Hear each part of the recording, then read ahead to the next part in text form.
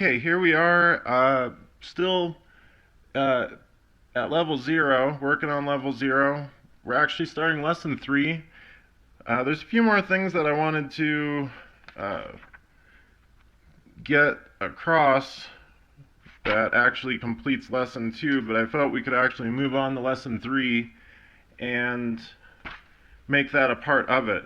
I also, as I promised, I brought in, now these are the 8 individual professional course booklets, and you'll see they match, they correlate. The first lesson we had was increasing awareness, and then thought and emotion.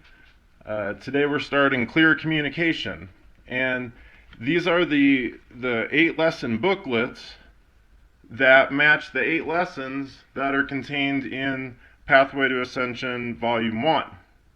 And then, of course, lessons 9 through 16 are found in Volume 2. But this is, I've been promising since the beginning of this course that I would bring these out, bring them down, bring them out to show, because everybody here has been using the hardcover version. So I will say, I mean, if you look at the massive thickness of paper compared to the hardcover version of Volume 1, which again contains 8 of these booklets, you'll see this is actually, if you can swing it, this is a much more economical option because we only have to package everything into binding and distributing a copy once. However, for those that prefer to do it in installments, as it comes easier in installments, again, there's 8 different lesson booklets. One of the things that adds to the cost of doing it the booklet way is because we decided to distribute these independent of just those that had access to us at the Mardukite Academy directly. The introduction and the glossary for each of these is repeated for each booklet, mainly because we can't guarantee, even though they're numbered booklet 1, booklet 2, and so forth, we can't guarantee, just like when I decide to post the video versions of these online, the order in which an individual is going to study the material. And so in order to make it the booklets worthwhile to someone that might pick one up based on its title rather than studying the progressive course, they each needed to be introduced and have a standard introduction and a standard glossary attached to them. So that being repeated 8 times adds to the cost of doing it incrementally. But again, this is a first for us because usually those that are familiar with the material and the way that the JFI Publications produces and publishes its materials, they're usually like grandiose volumes and so forth. Breaking it down into these booklets, this is the first time, and for New Standard Systemology, that we've ever done something like that and put the time and expense into producing these individual booklet lessons to make it accessible to individuals. So here we are now. PC3 is clear communication. It is the last lesson for level 0, for getting up to 0, and communication is basically our target emphasis here in order to do that. And the first thing that I have to do in order to get us really into lesson 3 is introduce basically this method, this processing method that is actually it's actually at the very end of lesson 2.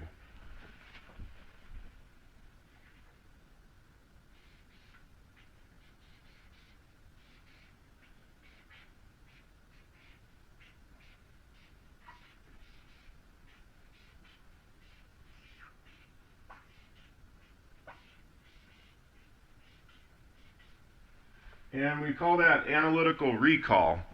Analytical recall, it's one of the initial methods that we actually developed, so we actually introduced it early on the pathway.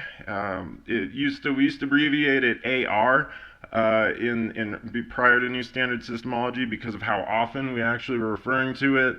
It was developed in the second research volume titled Crystal Clear, almost entirely dedicated to the various applications of it. At this juncture, though, to introduce what I'm mostly concerned with is the idea of using a PCL to essentially recall or remember something based on whatever the target is given about the PCL, and then to notice something about it. And in the last lesson, we just talked about the subjective processing, and we talked about the various ways in which one might alternate the processing command lines, the PCL. And so what we want to do when we're doing this is we basically hit on, if you remember, we talked about the circuits in the basic course.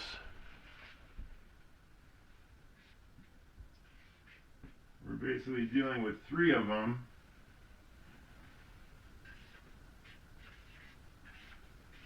These are the circuits. And if you remember, we were talking about, for example, circuit 1 is you projective out, generally to another individual or to a terminal. Circuit 2 is terminal towards you, and circuit 3 being a cross flow between terminals that have been observed.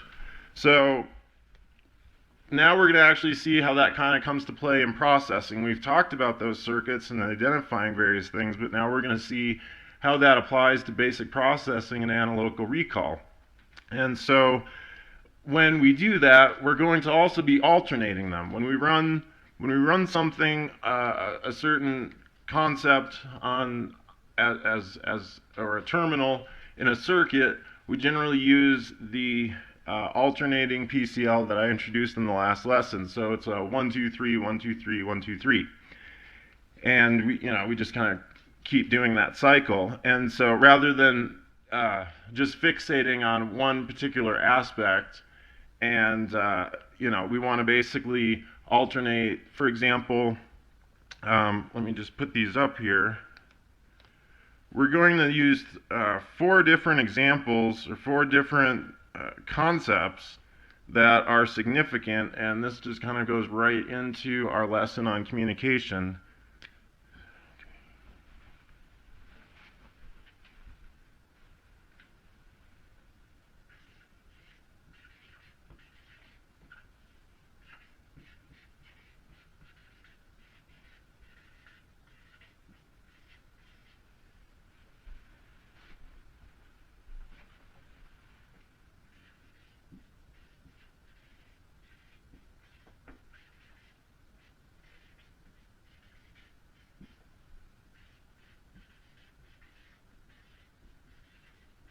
So we've got communication, likingness, agreement, and understanding. And what we do with the processing command lines to introduce analytical recall, and again, this goes back to, if some of you are familiar with the volume Crystal Clear, the PCL would be, for example, and these, I'm just listing these here, these aren't related to the circuits. Analytical recall.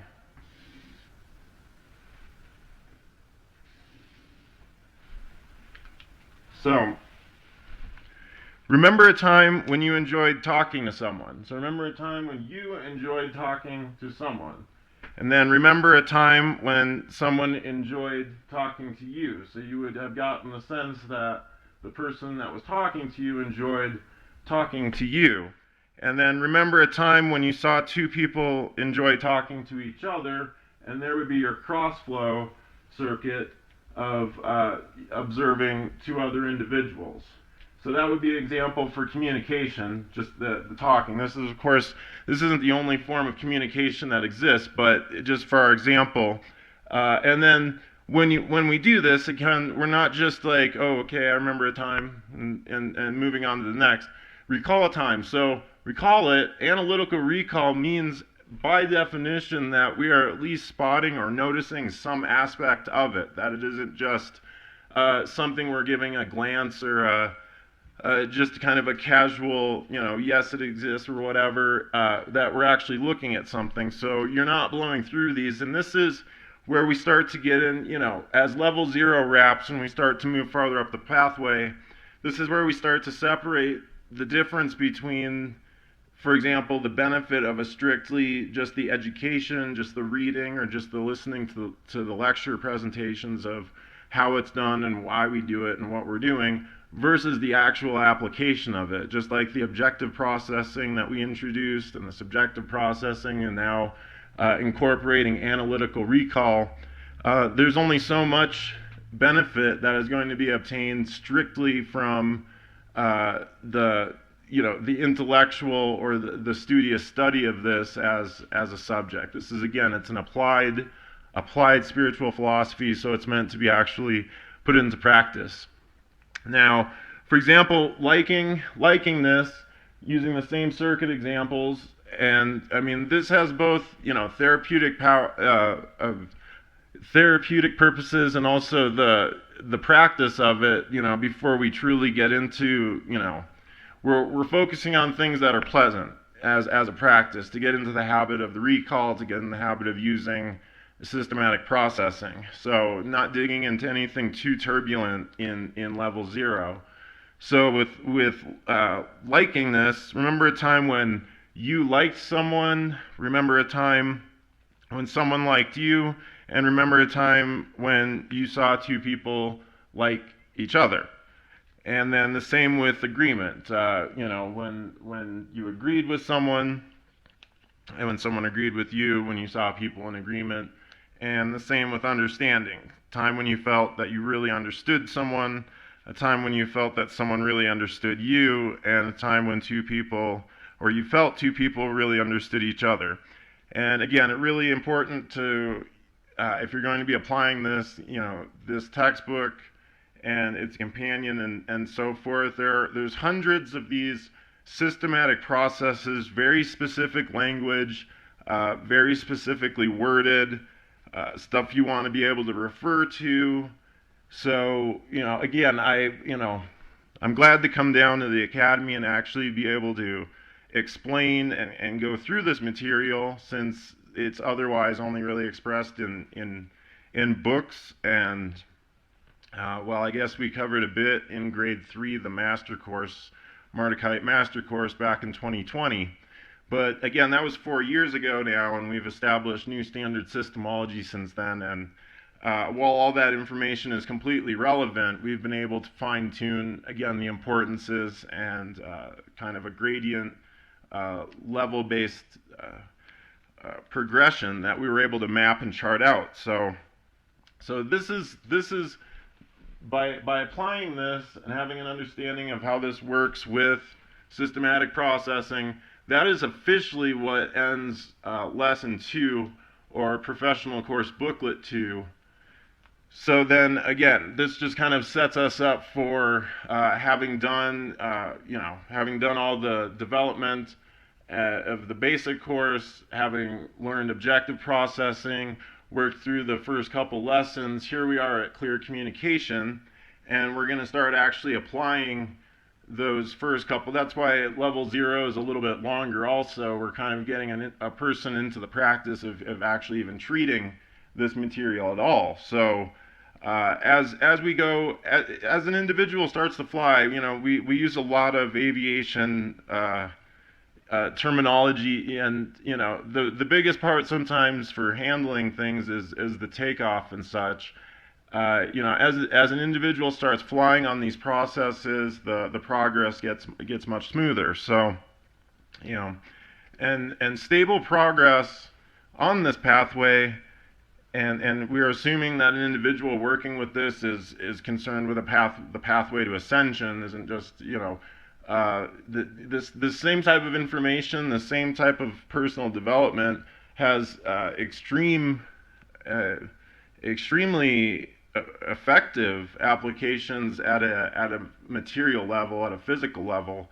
This is, you add this to any sense of business courses or any of the kind of things that are taking place in the fiscal world out there, and this is the kind of stuff that would just supercharge that more. We're assuming, though, that an individual practicing this is seeking spiritual ascension, is seeking to break free from the matrix, as we kind of put it, to pull that in, because it's something that, as of the last quarter of a century, everyone seems to have a basic idea of what that means, in spite of how it might have been at some junctures fictionally relayed. So, and again, the whole purpose behind what we're doing with this systematic processing is to, again, reach these marked states of increased knowingness.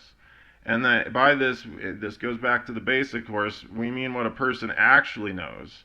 And this knowingness is different from the information like what we are told, or what we talked about in an earlier lesson, the kinds of associative knowledge. So we mean specifically what a person already knows about self, their past, their life, all existence, but for whatever reasons has basically blocked out from their present time awareness. And so the long run of this pathway to ascension is really intended to return an individual the certainty and knowingness of their original native godlike state as an immortal alpha spirit. And we've talked already about what that means, the concept of the alpha spirit, the actual individual, exterior from whatever it is believed to be going on down here. So the actual ascent, we don't expect to happen all at once, and there's actually many safeguards of the mind system that prevent the floodgates of total knowingness from overwhelmingly caving in on the seeker all at once. So it's not something you have to worry about, picking a hole at and suddenly have the wall cave in on you here.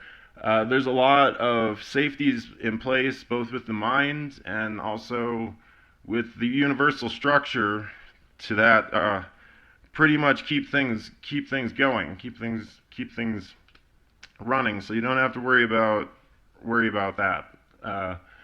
We're making actually saner individuals this way, so you don't really have to worry about going insane from working this either. There's nothing to get lost in. This is the way back.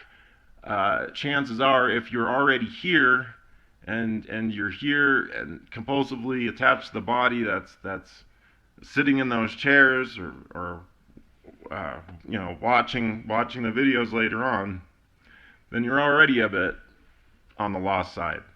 So this is, as far as we can tell, the practical way out that we're presenting here.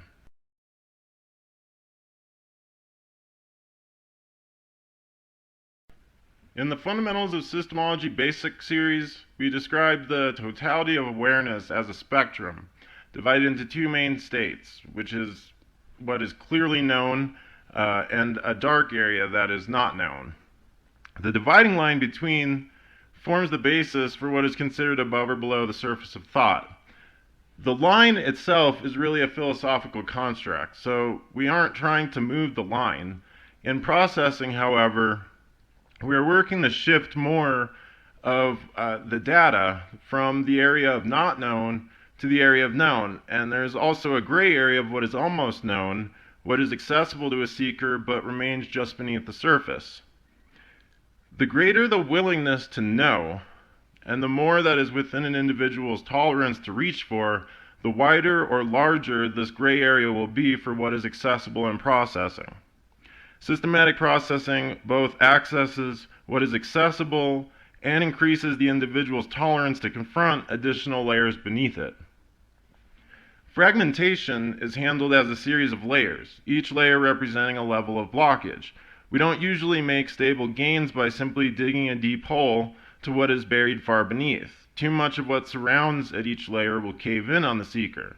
Therefore, we strip away the debris in layers to expose the entire area underneath. Now, we've introduced the fundamentals of systematic processing, specifically the subjective universe processing, in previous lessons. So there's really nothing to keep us from moving forward with this. We're focused now when we talk about communication being just one facet of reach. When we talk about willingness to be, willingness to know, willingness to do, willingness to have, we're essentially talking about what an individual, the alpha spirit, is willing to anything. And that keyword will comes into play, quite often here. But the underlying factor, and I can actually put this here.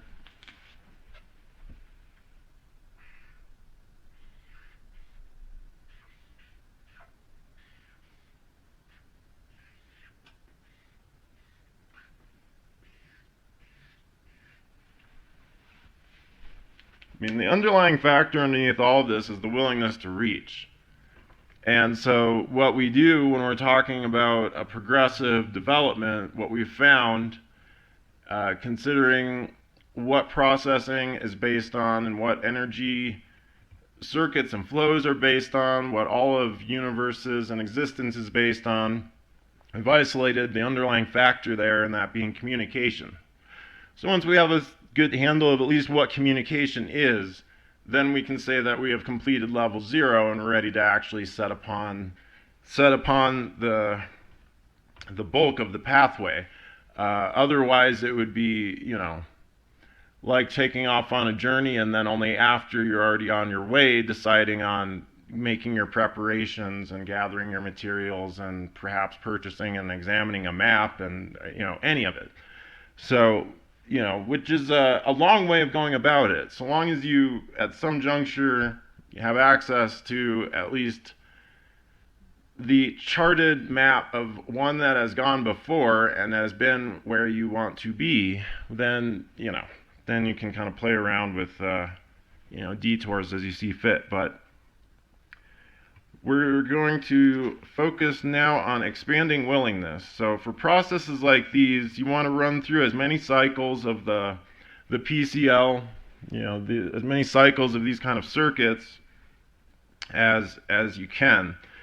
And again, rather than dwelling on each individual answer or using an answer that comes up as like, feeding back on it, looping back on it, and kind of staying stuck on that one mode, you want to basically just kind of generate responses as if you're starting to create an items on a list and then go to the next. And then again, rather than freewheeling, we talked about some of the shortcomings, not shortcomings, but the pitfalls or the ways in which freewheeling thought and stuff can inhibit actually getting real processing done. So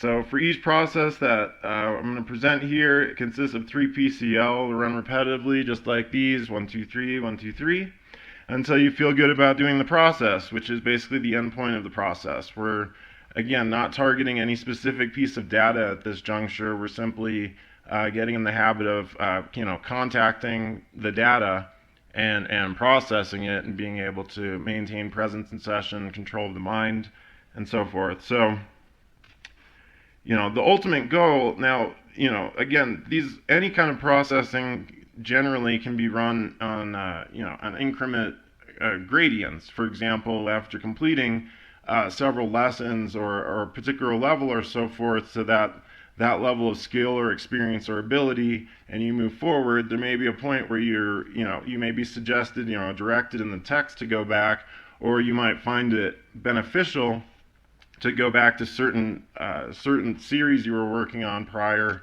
and again, taking another layer of that fragmentation off to essentially unveil the next layer of what's accessible. So ultimately, though, for example, if you're processing towards expanding willingness, you're interested in generally increasing one's willingness, and the some of it basically being boiled down. When we say willingness to reach, it means, all of the above. To be, do you have willingness to reach would include the willingness to communicate, willingness to reach. We could go on because we've kind of used certain terms that can kind of be a catch-all and have us still know basically what we're talking about. So,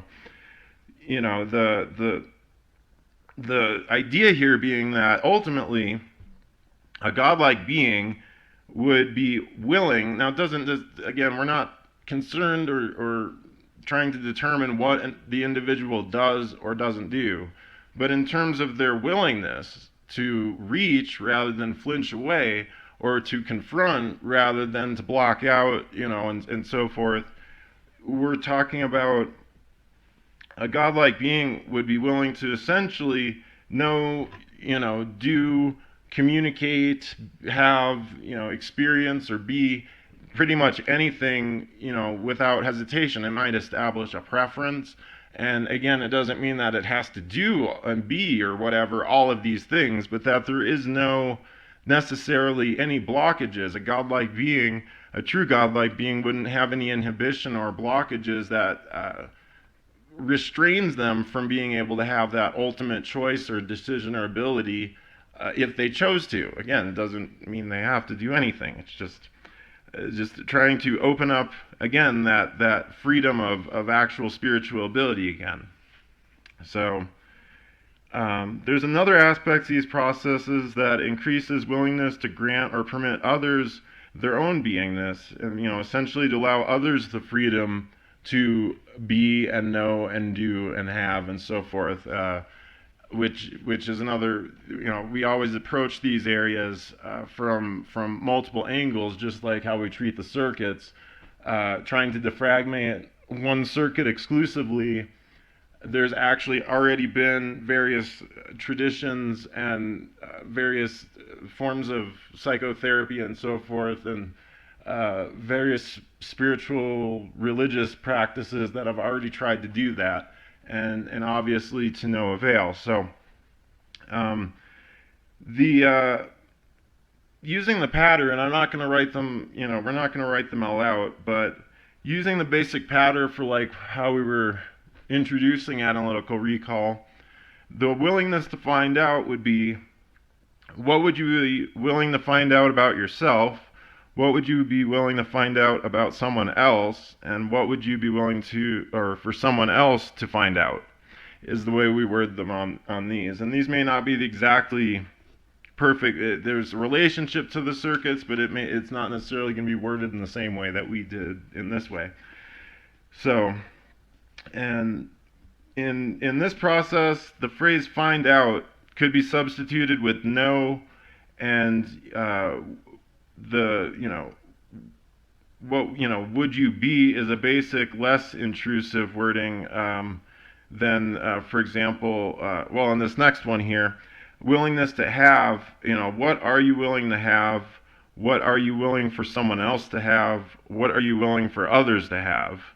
And in this case, like, what would you be willing to have might be, less intrusive than what are you willing to have? Because, and we're not really, the direct approach is technically, the syntax is correct if we're doing this systematically. Again, we're not actually concerned with what an individual is, we're not trying to hold them to this. So what are you willing and what would you be willing for systematic processing purposes is essentially the same. And in willingness to do, what are you willing to do? What are you willing for someone else to do? And what are you willing for others to do? Would be the PCL there. And someone else means, usually when we say someone else, it means like a specific person or terminal, whereas others could be, like everyone in a particular group. So, we could, extend this further, like you to someone, or you to others would be a completely different circuit technically. It would be one involving others as opposed to a single individual, but it's still an outflow, so we just kind of incorporate those all together. And then willingness to be would be handled the same way. What are you willing to be? What are you willing for someone else to be? What are you willing for others to be? And again, there are hundreds of this type of processing technique given in this text, so trying to do it all based on just the lecture material alone might be something of a challenge. So, but again, I'm just here trying to go through I don't expect anyone to get everything from the lectures alone, so this is really supplemental to those that are using the textbooks. So, when we speak of willingness and accessibility, we tend to also use the word tolerance, and this means what is within an individual's willingness to confront. So then we kind of have another add-on to this would be like willingness to confront would be, keyword willingness, and reach usually meaning an extension. So willingness to confront, willingness to be out there is pretty much, it's all inclusive. But one of the areas, in addition to confronting things, as it is, one of the areas that a seeker may actually process for greater tolerance in general regards change. And the most basic process would be to alternate the PCL. What would you be willing to have change, and what would you be willing to have remain the same? And you would alternate that, willing to change, willing to have the same, keep, alternating that. And if you want to, we've done a lot of experimentation with this over the years at the Systemology Society. So there's even an objective example of this same process, which would be to look around the room, spot some things you would be willing to have change, and then the other alternating PCL, spot some things you'd be willing to remain the same. So one of the reasons that so much of our existence remains in the realm of not known is because of our avoidance of actually confronting the contents of what lies beneath. And in many cases, there is a deeply laden fear that inhibits our willingness to know, or a person stops looking and starts thinking and worrying from a point of confusion. So knowingness is always preferred to thinking. There's nothing inherently wrong with thinking, except it usually is originating from a fragmented state and is used to substitute actual knowingness. The worst fears generally concern what is not known or unknown, and not what an individual actually understands or knows. So, just to get that out there. And then another part before we take a break is this is more of an experimental, because as I said, we kind of tied everything in for New Standard Systemology.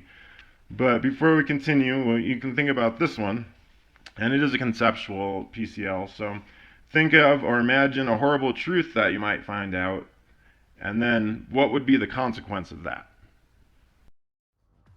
The Joshua Free Imprint, JFI Publications, in conjunction with Mardukite Academy and the Systemology Society, present the single greatest breakthrough of the 21st century for all humanity. The perfection of a new standard systemology, a complete map for the way out from the bottom to the top, and your key to being an ascended master in this lifetime. Everything you need is contained in 3 progressive, self-guiding courses: the Fundamentals of Systemology Basic Course, the Pathway to Ascension Professional Course, and the Keys to the Kingdom Advanced Training Course. And each should be studied and applied in their intended sequence and order as displayed in this video. All 3 courses combined are available as 5 standard hardcover volumes, but also as 33 installments, since each single course lesson is also available individually as a pocket-sized manual. The Fundamentals of Systemology Basic Course includes Being More Than Human, Realities in Agreement, Windows to Experience, Ancient Systemology, A History of Systemology and Systemology Processing. The Pathway to Ascension professional course, including processing levels 0 through 6, includes in Volume 1, Increasing Awareness, Thought and Emotion, Clear Communication, Handling Humanity, Free Your Spirit, Escaping Spirit Traps, Eliminating Barriers, and Conquest of Illusion. The Pathway to Ascension Volume 2 includes Confronting the Past, Lifting the Veils, Spiritual Implants, Games and Universes, Spiritual Energy, Spiritual Machinery, The Arcs of Infinity, and Alpha Thought. The Keys to the Kingdom AT Advanced Training Course for Processing Level 7 in Volume 1 includes The Secret of Universes, Games, Goals, and Purposes, The Jewel of Knowledge, Implanted Universes, and the supplementals Systemology Biofeedback and Systemology Procedures. The Keys to the Kingdom AT Advanced Training Course for Processing Level 8 in Volume 2 includes Entities and Fragments, Spiritual Perception, Mastering Ascension, Advancing Systemology, and the AT Supplement Systemology Piloting. All titles are available from your favorite bookseller. Explore new standard systemology today, and may you never be the same.